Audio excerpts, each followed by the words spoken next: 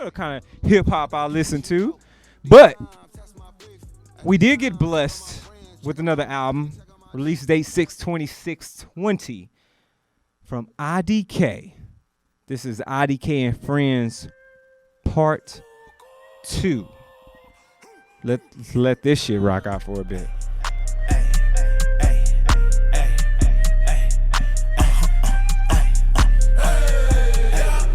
Oh, Layla.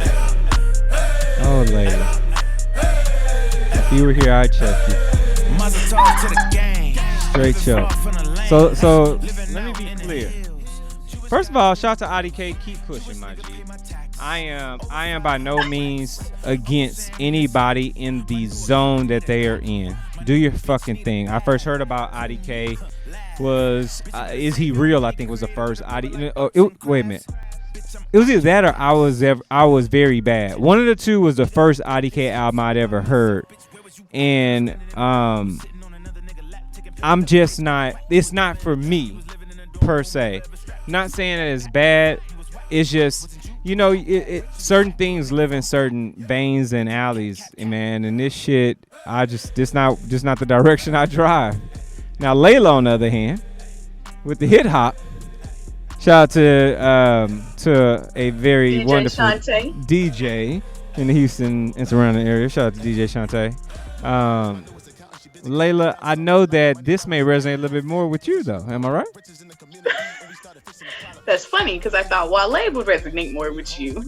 He normally does. Flip-flopping on today's episode. I mean, hey, shit, I just throw it all away. Fuck it up. Oh my god. Throw it all away. I will say Wale was the first album that I decided to listen to. So to go from that and then to jump into IDK and Friends, it was very much needed. I mean, there's only so much, you know, mellowness I can take, so much consciousness. Sometimes I just want to hear something that's a lot of noise, you know what I mean? But in this case, first and foremost, IDK became a music supervisor for Kevin Durant, and this was part of his Basketball County Something in the Water documentary. Yeah. And so this is basically like the album for that. It is a soundtrack. So I definitely liked the friends that he decided. I liked his type of friends that he decided to put on this. I guess it is an album since it's like 8 tracks and a skit or something. I'm just surprised that you didn't like this one either. No, you're not. You're not surprised. You knew what was happening. You know my name's not Tut. You know that shit. Tut like that shit. Tut like that turn up shit, destroy your goddamn relationship shit, and you know that sell a brick shit. Like that's Tut.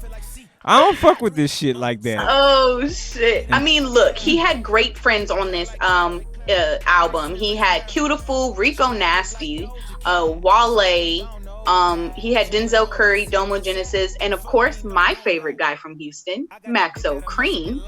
And I felt like it was great collaborations that he had on here. The song that we opened up with was Mazel Tov, which is one of my favorite produced tracks on here. I just feel like the chemistry that he had with everyone on the album definitely showcased. They were playing off with each other's last words and just going straight into their verse. It was very cool, and this is something that I would expect to be in a basketball-like documentary. Now, Mazel Tov was featuring ASAP Ferg, which I absolutely love, and it had bars. Like, how can you not like that, G? I'm not saying that was a bar-tastic song. I'm not saying the whole thing is trash. I'm not saying that, but what I am saying is that, I mean, IDK shit. Fuck it, IDK. I don't know. I can't call it. All right. Well, my second favorite one was Bulletproof, and obviously that had one of my favorite features, which I just mentioned, Maxo Cream and Denzel Curry.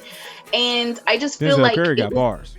Yes, he does, and it's just fun to hear them like spit their shit. Like, Yeah. it's just refreshing to have. And again, this is coming right off of listening to Wale. So I think maybe I'm hyping this a little bit more because of the transition in which I played the music.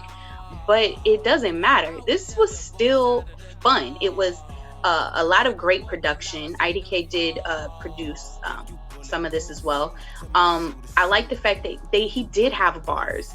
He definitely had. I'm trying to think of the song, but it'll come to me in a minute. I'm trying to look at the track listing right now. It's not working. But I am actually shocked that G didn't like either of the albums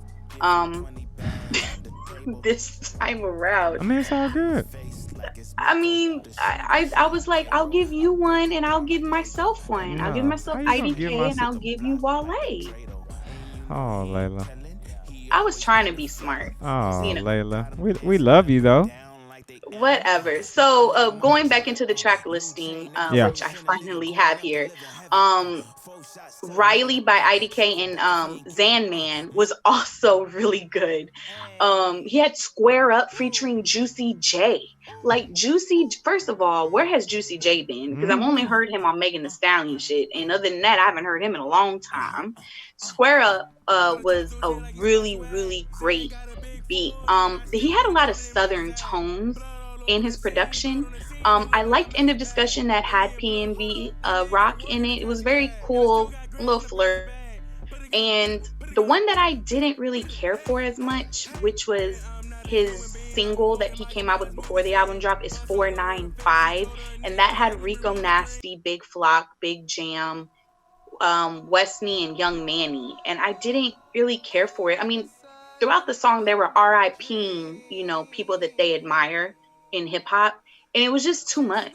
It was just too much. I didn't like Rico Nasty's tone on the track. I felt like that was an awful song to even think about being your lead single for this album. But it did end pretty well with Live For It featuring Wale and Alex Vaughn. That was a really good complimentary track to end with. But this really should have been an EP. They could have done without at least 2 or 3 of them. If I had to give a rating on this, 1 out of 10, I would probably give this a 6.5. Wow. But he definitely had great features on here. But again, because it's so short, I have to give a harsher rating because there's only so much that I can judge it by. Yeah. So for that, I have to give him a 6.5. Well, non-track sub 25 minutes. So another shorty.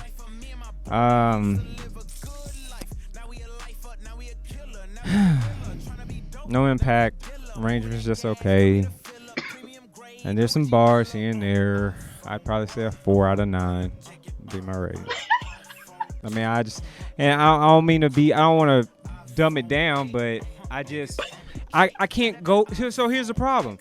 I just fucking came out of Run the Jewels 4. Holy shit.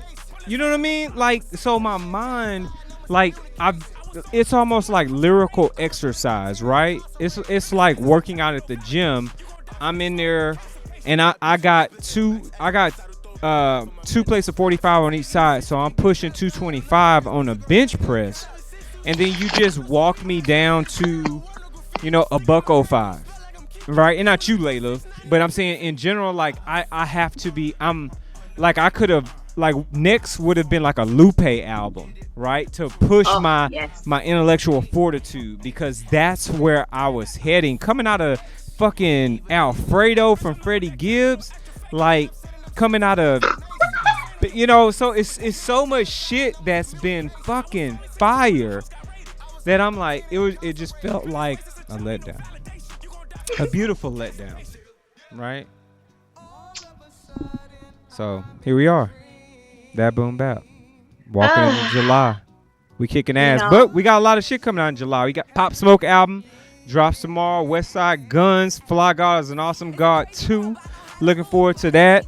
And for our R&B lovers, we got that new Summer Walker EP coming out. Of course, Snow Allegra's dropping that heat. So make sure you stay abreast to that shit. No pun intended. And for the international vibes that Layla E loves, know that Made in Lagos, that Wiz Kid, comes out at the middle of the month. So, we got Yes, some shit to stay tuned for. I'm excited. Let's see what pops. for sure. Yes, indeed. Well, I mean, look, here at That Boom Bap, we definitely, obviously love the golden era of hip hop, and we talk that boom bap. But the best thing about us being a podcast and being the host that we are is that we like to bring you everything that's under the umbrella of hip hop. I think it's just fun that we discuss certain things that you probably never would hear us really want to discuss, but we do it. And I thank G for being a team player in this, because this was a rough week to even think of what we could do. So we made it work for you, the Boom Bap audience. And I guess this is our time to conclude. But if you want to find me, that would be at Layla_E1. And again, that is on G and Twitter and Facebook.